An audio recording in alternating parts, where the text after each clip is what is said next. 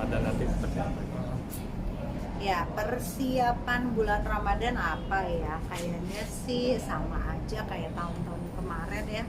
Em, Nyiapin makanan mah udah pasti ya, bahan baku yang gampang diolah untuk sahur gitu kan. Kebetulan aku juga punya produk rendang, aku juga punya produk bakso Malang. Jadi produk-produk aku emang gampang banget untuk disajikan gitu ya, tinggal dipanasin.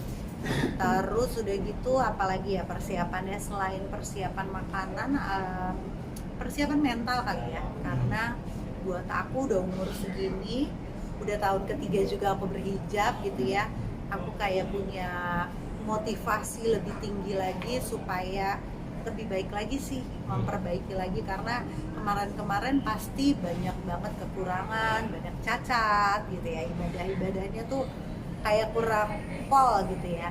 Mudah-mudahan insya Allah kesempatan Ramadan ini aku dan juga anak-anak dan juga semua pokoknya sekeluarga bisa better daripada tahun kemarin.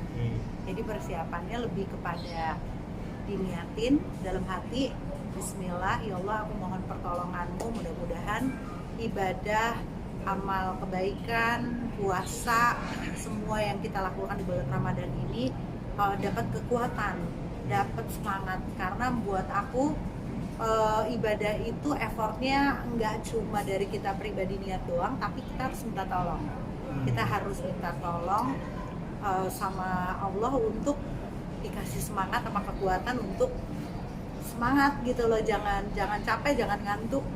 Karena nggak tahu kenapa tahun kemarin tuh aku alhamdulillah udah hatam.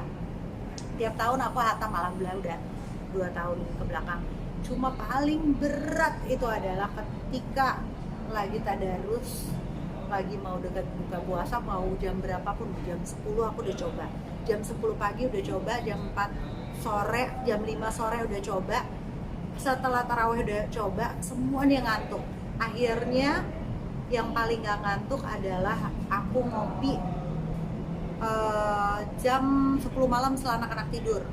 Jadi otomatis akhirnya nggak bisa tidur, tapi benar-benar melek ternyata ngopinya pakai kopi hitam. Selebihnya kalau lagi puasa kan oksigen ke otak tuh kurang ya, jadi yang ada tuh 2 lembar nguap tidur. Itu gila sih effortnya tuh. Kok kayaknya kalau nggak puasa nggak gini-gini banget. Tapi kalau puasa ya Allah, itu katanya setan di kerangkeng ya, ternyata enggak tuh. Nguap baru 2 baris 3 baris nguap, ya Allah kayak ini mata tuh kayak gitu loh, kayak ada yang gila deh. Ya mudah-mudahan ya, kita doain mudah-mudahan tahun ini jauh lebih baik. Fokus ibadah akan ngambil kerjaan di puasa nanti?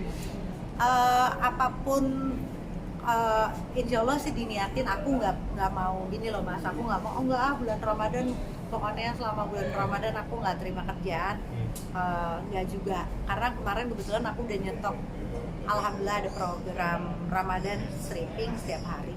Tapi kan kayak bintang tamu gitu biasanya suka ada undangan gitu ya dari TV.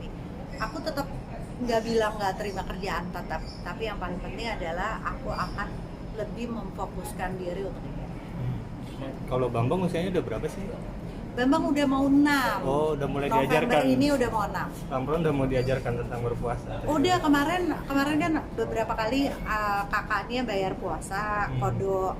Terus udah gitu dia pengen ikutan gitu kan. Terus kalau aku puasa kayak Senin Kamis kayak gini, dia juga, Bunda aku boleh nggak ikutan?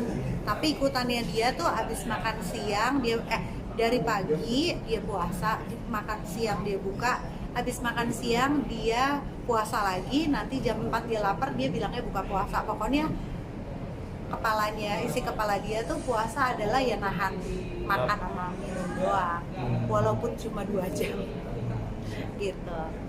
Tapi ini nggak sih Mbak, awal-awalnya cukup kesulitan gitu untuk mengajarkan anak-anak berpuasa gitu? So far sih nggak terlalu nemuin kesulitan, palingan adalah menanamkan esensi puasa kali ya. Tapi kalau ngajarin puasa sebenarnya nggak terlalu sulit, karena semua anak-anakku kuat-kuat aja sih gitu ya. Ternyata setelah berapa tahun kan bertahap ya, sesuai dengan tingkatan umurnya. Tapi menurut aku yang bagian yang paling sulit itu adalah menanamkan esensi puasa. Jadi kayak anakku yang kedua, buat dia, Bun aku puasa loh full, dia umurnya baru 10 tahun gitu, aku udah full puasanya alhamdulillah.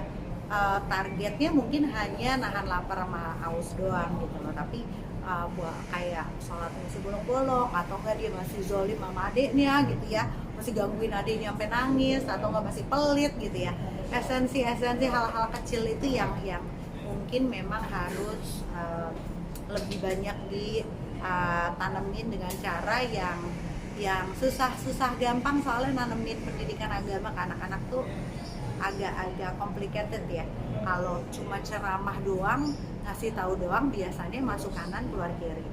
Tapi kalau kita ngelakuinnya barengan, kita ngerjainnya sama-sama, kita tukar pikiran, sharing dengan cara yang menyenangkan seperti layaknya sahabat, open discussion, kita duduk buka puasa sambil diskusi terbuka, itu malah lebih nyerap ke mereka.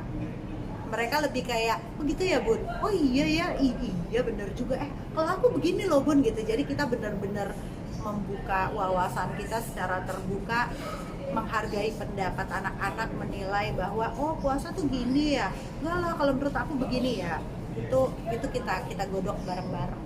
Itu lebih menyenangkan. Momen-momen apa sih yang dirindu selama bulan Ramadan bersama keluarga? Yang paling dikangenin, buka puasa sama taraweh. Karena ritual buka puasa sama taraweh tuh kayak apa ya, aku ngerasa kayak intimasi keluarga kita yang paling solid itu adalah ketika Ramadan. Kayaknya berasa banget bondingnya, karena kan papanya nonstop alhamdulillah komit untuk jadi imam setiap hari. Terus anak-anak juga pasti nagih kayak, papa ayo dong kita terawih, udah jam berapa nih gitu. Karena kan udah 2 tahun kemarin kita nggak pernah ke masjid. Memang kita termasuk tim keluarga Parno, jadi selama pandemi kita nggak pernah terawehan di masjid, itu nggak pernah sama sekali. Jadi benar-benar aku ngerasa kayak, masya Allah ya, Allah kasih pandemi kita nggak boleh ke masjid, tapi kok ternyata nikmatnya tuh jauh rasanya ketika aku terawih di masjid karena imamnya orang lain. Tapi begitu full Ramadan, disuruh sama Tuhan di rumah, kok ternyata lebih, masya Allah nikmatnya tuh luar biasa. Begitupun dengan momen buka puasa. Momen buka puasa juga jadi kayak sesuatu yang ngangenin, karena setiap hari pasti ada aja anak-anak tuh bikin sesuatu dengan kreatif. Mereka jadi banyak ide, Bun aku hari ini mau bikin ini, Bun hari ini aku mau bikin ini. Mereka tuh jadi kayak apa ya, kreatif banget, karena anak-anakku tuh senang banget masak gitu lah. Jadi tiap hari tuh ada aja kegiatan kita bikin sesuatu bareng-bareng. Misalnya aku bikin tajil, terus nanti kakaknya bikin, dia lagi craving apa, aku lagi mau bikin ini Bun ayam goreng Korea gitu, atau bikin apapun deh, pokoknya mereka lagi kepengen apa gitu. Jadi seru sih, jadi momen yang nggak biasa kita lakuin kalau di luar bulan puasa. Tapi biasanya ketika menjelang buka puasa atau sahur ada menu yang wajib, ada nggak sih Mbak di keluarga? Telur is emas, karena telur itu paling gampang banget diolah dan semua keluarga aku penggila telur. Jadi kalau nyetok tuh nggak ada apa-apa, selama ada telur, anakku udah bahagia, dia minta ampun. Telur. Karena ya mereka pecinta telur, mau diapain aja mereka happy, yang penting ada telur. Wajib ada telur. Oke. Sip. Terima kasih Oke, Mbak terima Mesya kasih, waktunya. thank you.